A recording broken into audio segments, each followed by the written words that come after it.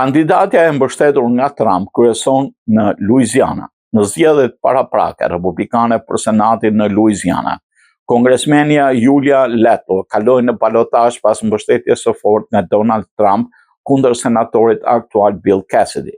Sipas raportimit të Associated Press, Lytle nuk arriti të marrë mbi 50% të votave, prandaj gara do të vazhdojë në balotazhin e 27 qershorit. Cassidy mbetet një figurë kontroverse për bazën trumpiste të republikanëve, sepse ishte një nga pak senatorë republikanë që votoi për dënimin e Trumpit pas ngjarjeve të 6 janarit 2021 në Kapitol. Pikërisht ky votim është kthyer në boshtin kryesor të sulmeve politike kundër tij.